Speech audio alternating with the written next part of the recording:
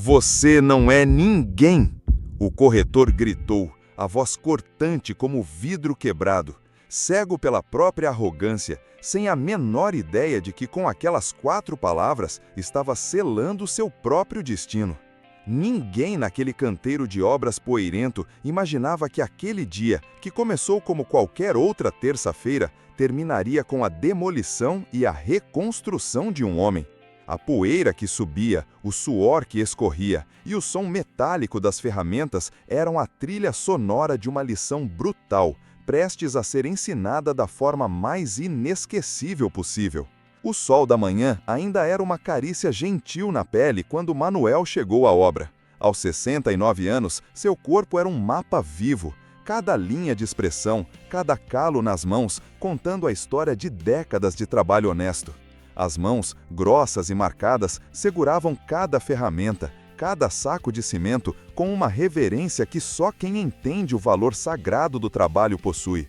Para ele, cada grão de areia ali não era material, era o alicerce de um sonho, o de dar um lar às pessoas. A equipe já conhecia bem aquela rotina quase sagrada. Vicente, o pedreiro mais antigo, um homem cuja amizade com Manuel era tão sólida quanto o concreto que misturava, acenou de longe. Seus braços fortes moviam a massa com a perícia de um artista.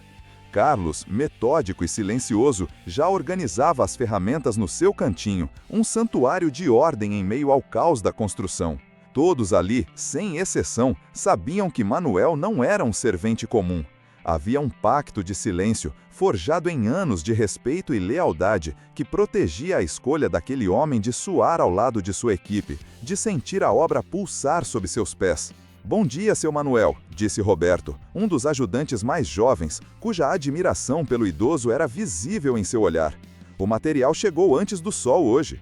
"Melhor assim, meu filho", respondeu Manuel, a voz serena contrastando com o barulho ao redor. Ele limpou o suor da testa com o antebraço. Obra que começa no tempo certo, entrega felicidade no prazo. Nunca se esqueça disso. Ele vivia soltando essas pérolas de sabedoria, frases simples que, na sua boca, ganhavam o peso de um manual de vida.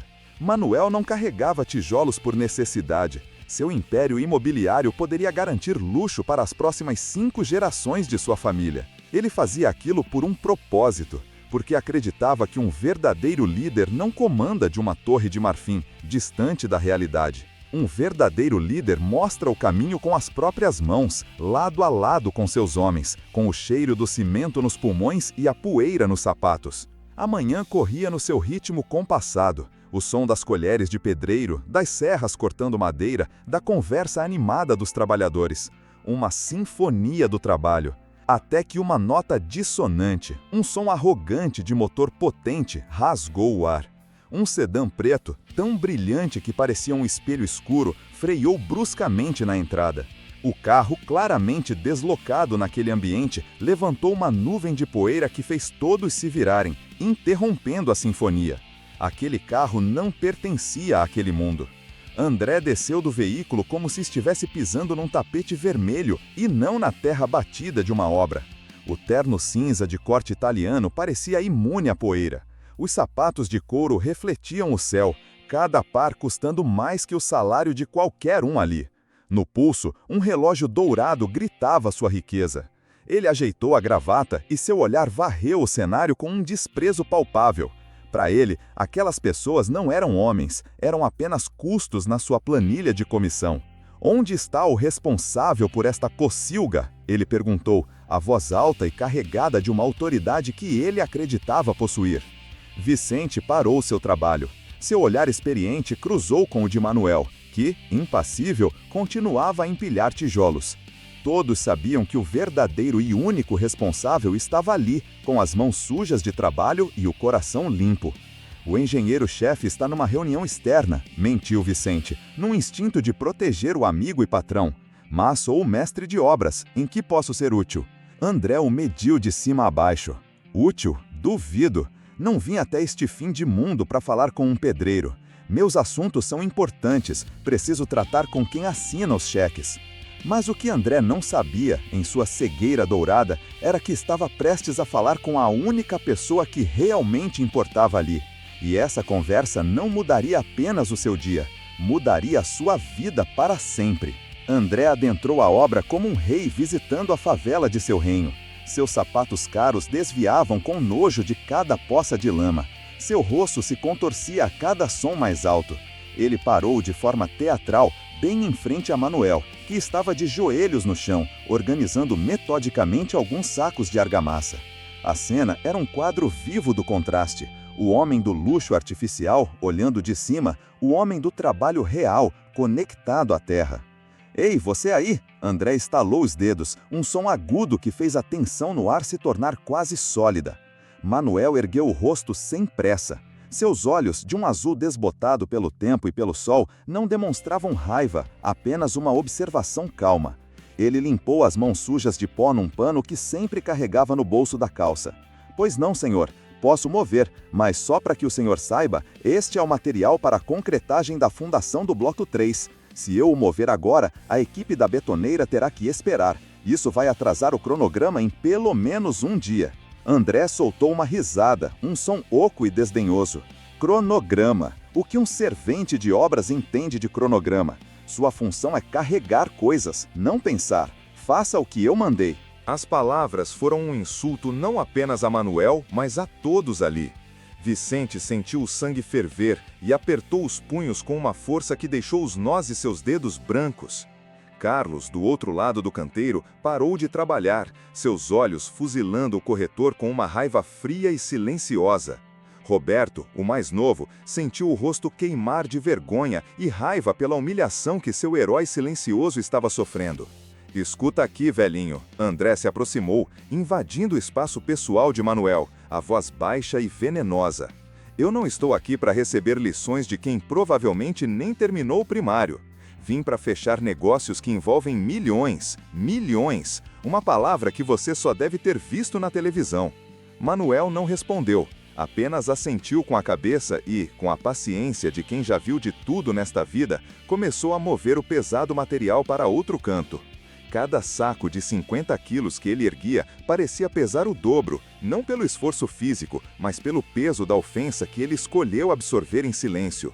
"É disso que eu gosto. Ordem." André falou alto, como se estivesse dando uma palestra para os outros trabalhadores. "Cada um no seu quadrado. O servente serve, o chefe manda. Simples assim." Vicente não se conteve. "Moço, com todo respeito, não há necessidade de falar com ele desse jeito. Seu Manuel é o trabalhador mais honesto e dedicado que eu conheço."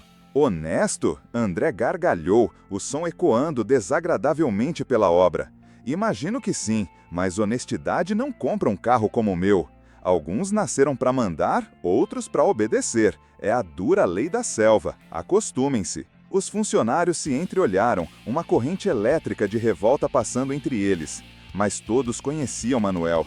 Sabiam que a força daquele homem não estava na briga, mas na sua inabalável dignidade. André pegou seu smartphone de última geração. "Vou ligar para o dono disto aqui, o verdadeiro dono. Preciso alinhar o cronograma de vendas dos apartamentos. Assuntos de gente grande." "O senhor deveria ter agendado uma reunião", insistiu Vicente tentando uma última vez. "Agendado?" André o olhou como se ele fosse um inseto. "Meu caro, entenda de uma vez. Quando André Mendes quer falar com alguém, é essa pessoa que deve se sentir privilegiada. Eu não espero, sou esperado." Ao ouvir o nome completo do corretor, André Mendes, Manuel parou seu movimento por um único e fugaz segundo. Foi uma pausa quase imperceptível para a maioria, mas Vicente, seu amigo de décadas, viu. E naquele instante ele soube. O jogo havia mudado. Manuel não estava apenas sendo paciente, ele estava caçando, observando sua presa revelar todas as suas fraquezas. O que se passava na mente de Manuel naquele momento? Que memórias aquela arrogância toda trazia à tona? E que plano silencioso estava se formando por trás daquela fachada de servente humilde? "Alô? Quero falar com o proprietário da construtora Santos", André disse ao telefone, a impaciência transbordando em sua voz. "Sim, é sobre a obra da Rua das Flores. Como assim ele não está disponível agora?" "Não, eu não quero falar com a secretária. Meu assunto é com o dono." Ele desligou o telefone com um gesto brusco, o rosto vermelho de frustração. Que absurdo! Incompetência! Essa gente não sabe com quem está lidando. Seu olhar furioso, procurando um alvo para sua raiva, fixou-se novamente em Manuel, que continuava seu trabalho em um silêncio digno. E você aí, velhinho? Quantos anos nessa vida medíocre? Manuel ergueu os olhos cansados, mas firmes. 54 anos na construção civil, senhor. 54 anos? André riu, uma risada cruel que fez Roberto sentir um nó no estômago. E continua aí, no pó, carregando peso. Sabe por quê? Porque gente como você não tem ambição, não nasceu para vencer, nasceu para obedecer ordens. As palavras eram como pedras atiradas contra todos eles.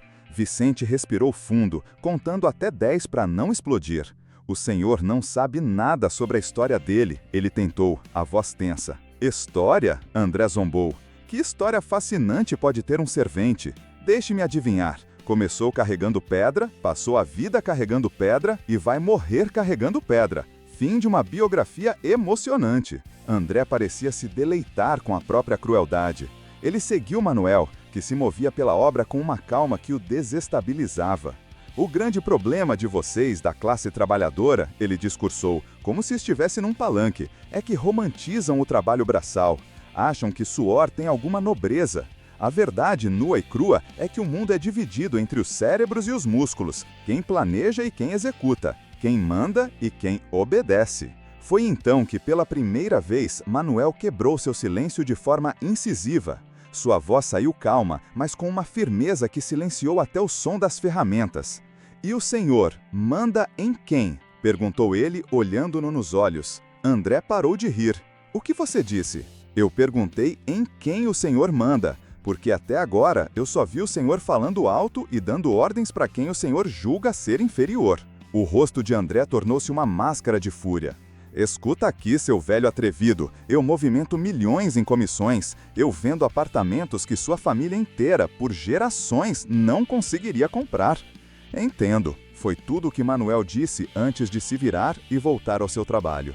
Aquela resposta curta, desprovida de qualquer admiração, medo ou inveja, foi o que mais enfureceu André. Ele estava acostumado a ser o centro do universo, a impressionar e intimidar. Manuel o tratou como uma brisa passageira. "Eu volto amanhã", André gritou, marchando de volta para seu carro blindado contra a realidade. "E eu vou falar com o verdadeiro dono desta obra. Aí sim as coisas serão resolvidas por gente que realmente importa no mundo." Antes de entrar, ele se virou uma última vez, o dedo em riste, apontado para Manuel como uma arma. "E você, velhinho, aproveite seu tijolinho. É o máximo que a vida jamais vai te oferecer." O carro cantou pneus e desapareceu, deixando para trás um silêncio pesado, carregado de indignação, e uma nuvem de poeira que lentamente assentou sobre todos. Vicente foi o primeiro a quebrar o silêncio. "Seu Manuel, pelo amor de Deus, por que o senhor não disse quem é? Por que deixou esse moleque te tratar desse jeito?" Manuel limpou as mãos no pano, seu olhar passando por cada um de seus fiéis funcionários, que agora o cercavam com expressões que misturavam revolta e preocupação. "Meus amigos", ele disse, e um pequeno, quase imperceptível sorriso enigmático brotou em seus lábios. Às vezes, a melhor maneira de medir o caráter de um homem não é vendo como ele trata seus superiores, mas como ele trata aqueles que ele acredita serem seus inferiores. "Mas ele disse que volta amanhã, seu Manuel, e parecia estar falando sério", disse Carlos, a preocupação vincando sua testa. Manuel pegou outro saco de cimento e o colocou no ombro com um movimento que desmentia a sua idade. "Sim", ele disse, olhando para o portão por onde o carro preto havia sumido. "Deixem que ele volte. Amanhã o senhor André Mendes vai aprender a diferença entre preço e valor." O que Manuel estava planejando? A humilhação havia sido apenas o primeiro ato. A verdadeira lição, a que mudaria tudo, estava prestes a começar.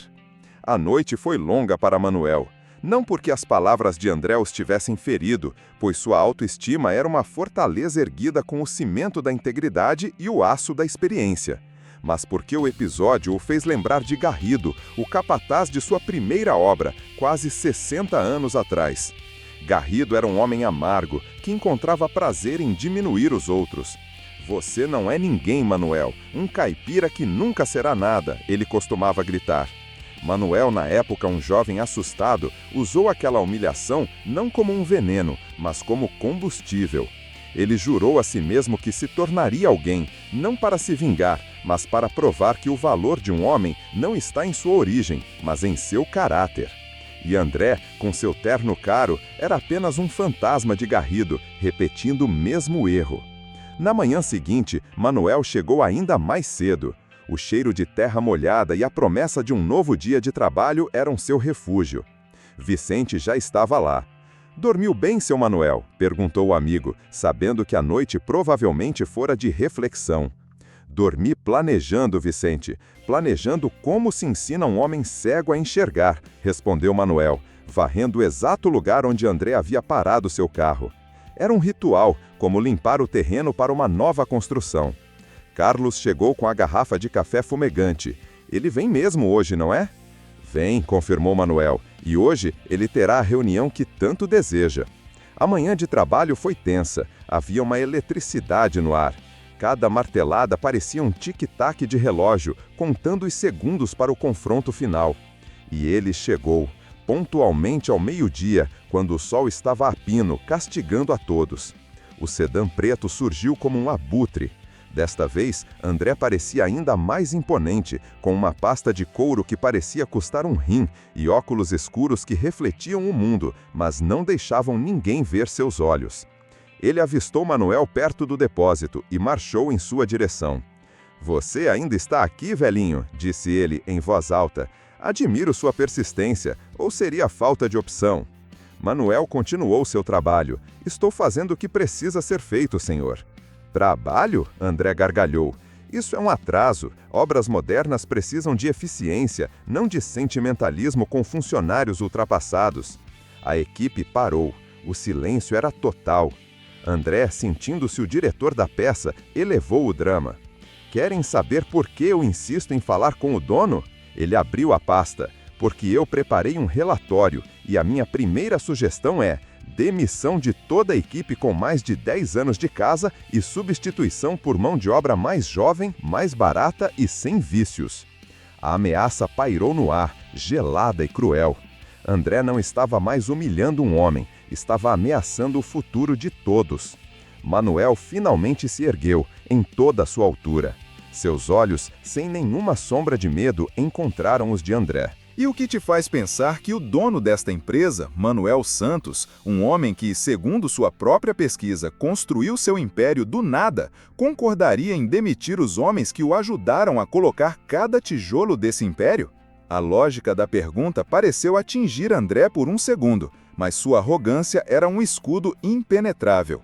"Tenho certeza, porque homens de negócios entendem de números, não de pessoas. E vocês, meus caros, são um custo a ser cortado." Ele apontou o dedo para Manuel. "E você, com seus 54 anos de serviço inútil, é o símbolo de tudo que está errado aqui. É patético." "Patético." Manuel repetiu a palavra, quase para si mesmo.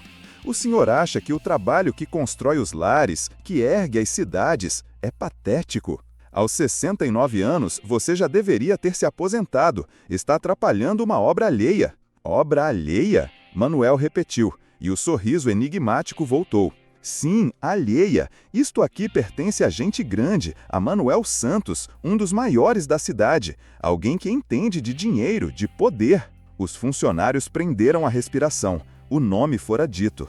"Entendo", disse Manuel. "E sua reunião com esse tal Manuel Santos está marcada, não é? Daqui a exatamente 1 hora." André olhou para o relógio de ouro. "E quando eu sair de lá, a limpeza vai começar. Podem ir preparando seus currículos." Ele se virou para ir embora, mas parou para o golpe de misericórdia. "E você, velhinho, seu tempo aqui acabou hoje." O carro partiu. Roberto, pálido, correu até Manuel. "Seu Manuel, esse cara é perigoso. Ele pode mesmo convencer o patrão a nos demitir?" Manuel colocou a mão no ombro do jovem. Seu sorriso agora era largo, tranquilo. "Roberto, confia em mim." "De olhos fechados, seu Manuel." "Então fique tranquilo. E chame os outros, porque daqui a 1 hora o senhor André Mendes vai finalmente conhecer o verdadeiro dono desta obra." Se essa virada de mesa te deixou ansioso, prepara o coração, porque o que vem agora vai te fazer questionar tudo. Deixa um like agora mesmo para apoiar histórias que mostram que os verdadeiros gigantes, muitas vezes, são os mais humildes. Aquela hora se arrastou com a densidade de uma vida. Vicente afiava a mesma ferramenta pela 10ª vez. Carlos reorganizava parafusos por tamanho. Apenas Manuel estava sereno. Ele pegou 2 cadeiras de madeira, gastas pelo oso, e as colocou em uma área limpa perto do depósito. Com um caixote, improvisou uma mesinha. Era o cenário mais humilde possível para a reunião mais importante da vida de André. Pontualmente, o carro preto surgiu. André desceu, o terno impecável, a pasta na mão, exalando um ar de vitória. "Onde é a sala do dono?" perguntou ele, ignorando Manuel. Vicente, com um brilho malicioso nos olhos, apontou para as cadeiras. "A reunião será ali, senhor." André olhou para a cena com nojo. Aqui, no meio da poeira? Que tipo de empresário faria uma reunião aqui? "Um empresário que não tem medo de sujar os sapatos", respondeu Manuel, largando sua vassoura e caminhando até uma das cadeiras. Ele se sentou, o corpo cansado encontrando descanso. André riu, um som de pura incredulidade. Não, velhinho, você não entendeu. A reunião é pra gente grande. Saia daí, vá brincar com suas pedras." Manuel olhou diretamente para ele. Sua voz, ainda calma, soou com a autoridade de um general em seu campo de batalha. "A reunião que o senhor marcou, senhor Mendes, é comigo." O tempo congelou. André ficou paralisado, a boca entreaberta. O mundo pareceu girar em câmera lenta. Ele olhou para Manuel, o servente, sentado naquela cadeira. Olhou para os outros funcionários que agora formavam um semicírculo, como um júri silencioso. "Você está brincando?" André gaguejou, a cor fugindo de seu rosto. "Eu não brinco em serviço, André", disse Manuel, e o uso do primeiro nome o desarmou. "Sente-se, temos muito o que conversar." Quem é você?" A voz de André era um fio. Manuel fez um sinal. Carlos se aproximou com uma pasta de couro velha e surrada, o oposto da de André. Manuel a abriu. "Você disse que pesquisou sobre o dono, Manuel Santos." "Sim, homem de sucesso." André recitou, as palavras agora ocas. Manuel tirou um documento, a certidão de propriedade da obra. Estendeu-a. Com as mãos trêmulas, André pegou o papel. Seus olhos desceram até o final da página. E lá estava, a assinatura, Manuel Santos. André levantou o olhar do papel para o rosto do homem à sua frente, o servente, o velhinho, o ninguém, e de volta para a assinatura. A realidade o atingiu como um trem desgovernado. "Não, impossível", ele sussurrou. "Pode ver os outros", disse Manuel. "Registro da empresa, alvarás, certidões, todos contam a mesma história." André folheou os documentos, cada página um prego em seu caixão de arrogância. Era verdade. O homem que ele humilhou era o dono de tudo. "Mas como?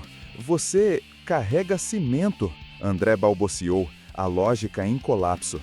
"E qual o problema?", perguntou Manuel. "Donos não fazem isso, donos não sujam as mãos." "Quem te ensinou essas regras, André? Você acha que o trabalho honesto mancha um homem?" Cada palavra de desprezo que André dissera voltou para assombrá-lo. "Você me disse que eu nasci para servir", continuou Manuel. "Disse que meus funcionários eram peso morto. Disse que meu trabalho de 54 anos era patético." André desabou na outra cadeira, derrotado. "Eu não sabia", ele murmurou. "Não sabia que eu era o dono?", Manuel o confrontou. "E se eu não fosse? Suas palavras seriam menos cruéis? O desrespeito seria justificável?" A pergunta demoliu a última defesa de André. Ele entendeu. O erro não foi julgar mal a conta bancária. O erro foi julgar o valor de um homem. "O problema", André sussurrou, a cabeça baixa. "O problema sou eu." "Continue", disse Manuel, a voz agora suave. E então, quebrado, André contou sua história. "Meu pai era pedreiro", confessou, as lágrimas brotando. "Trabalhou a vida toda em obras. Chegava em casa exausto, sujo, e eu sentia vergonha dele." A confissão jorrou. "Jurei que seria o oposto. que usaria terno, teria dinheiro. Consegui, mas continuei me sentindo pequeno. E para me sentir grande, eu precisava diminuir os outros. Precisava humilhar cada homem que me lembrava do meu pai. Manuel ouvia, o coração apertado de compaixão. Seu pai é vivo? Perguntou. André negou com a cabeça. Morreu há 3 anos, câncer, por causa da poeira das obras. Fizeram as pazes? Não, André soluçou. Eu o abandonei. Fingi não conhecê-lo. Neguei o homem que sacrificou a saúde para me dar um futuro.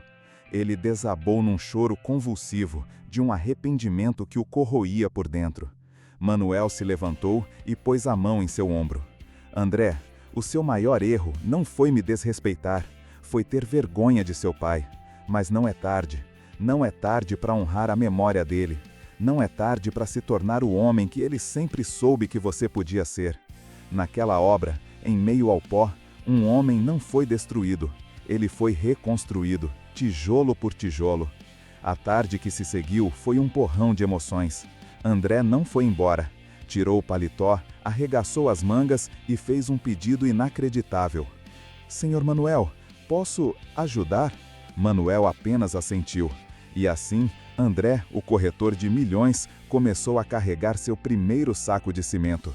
Cambaleou, suou, sentiu dores em músculos que não sabia que existiam. Vicente pacientemente o ensinou a técnica correta. Meu pai fazia isso todos os dias, ele ofegou. 100 sacos por dia às vezes, disse Carlos, entregando-lhe água. A dimensão do sacrifício de seu pai o esmagou. No fim do dia, Manuel o convidou para jantar com a equipe. Naquele restaurante simples, André ouviu histórias de vida, de sonhos, de dificuldades, e pela primeira vez ele viu aquelas pessoas. Ao se despedir, ele disse a Manuel: "Pode rasgar meus contratos, não mereço lucrar aqui." Manuel sorriu: "Não vou rasgar. Você continuará sendo o corretor, mas agora venderá com respeito." 3 meses se passaram. André dividia seus dias.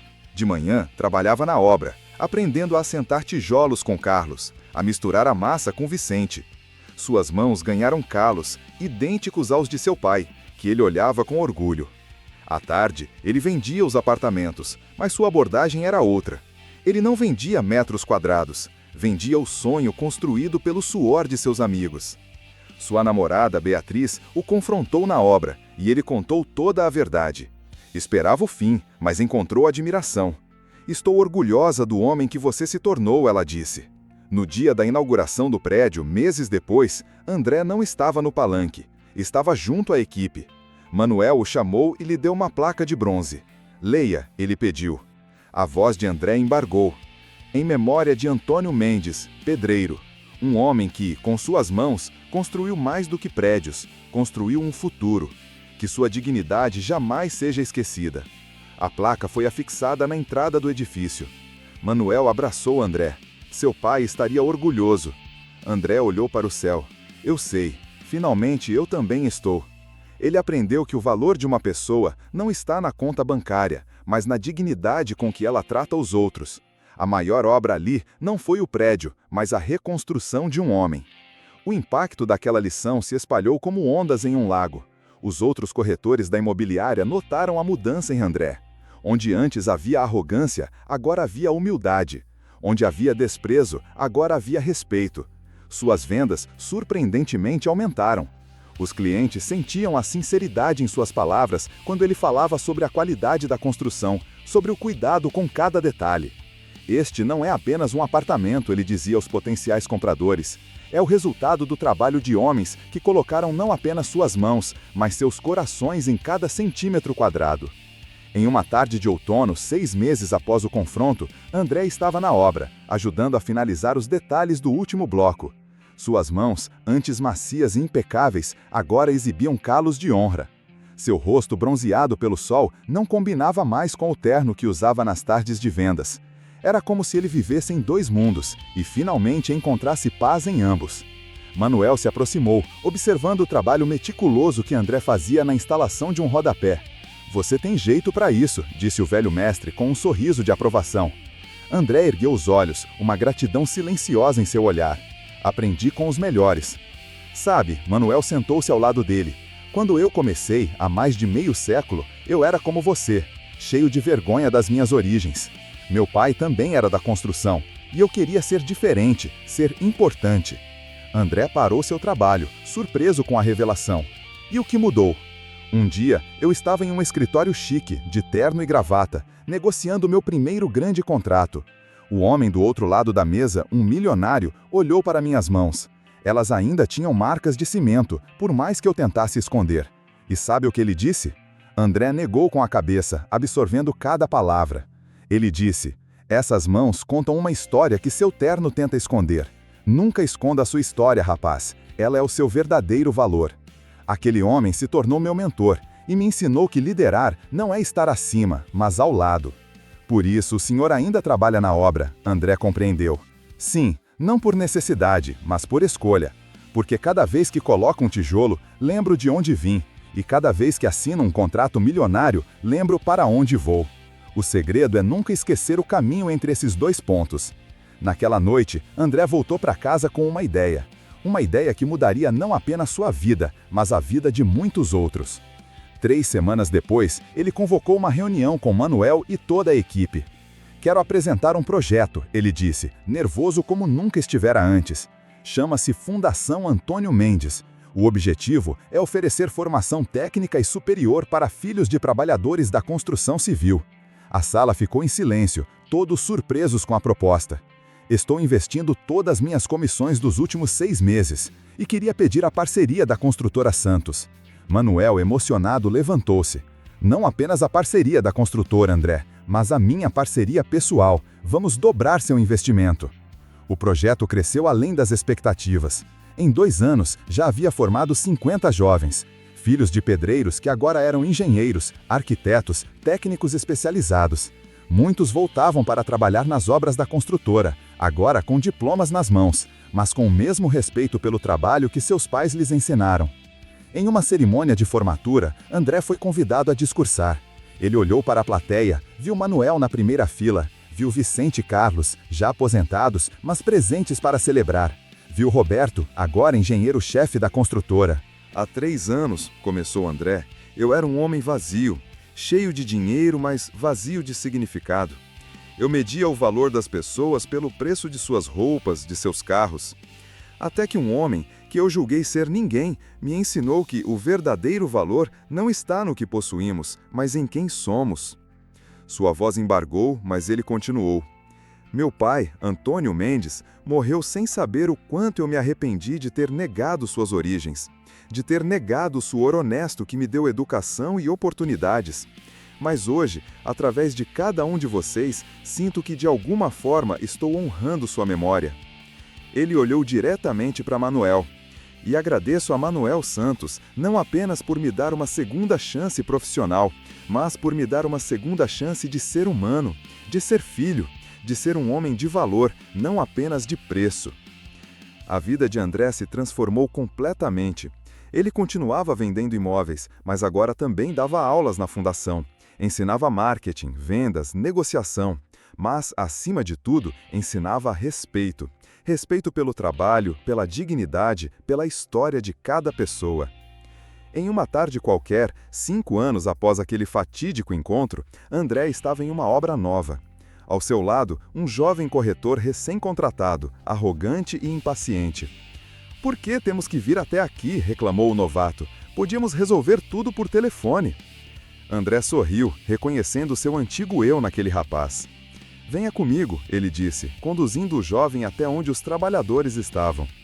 Ele cumprimentou cada um pelo nome, perguntou sobre suas famílias, ouviu suas sugestões sobre o projeto. O jovem corretor observava, confuso. "Por que você faz isso?", perguntou quando estavam sozinhos. "Eles são apenas pedreiros."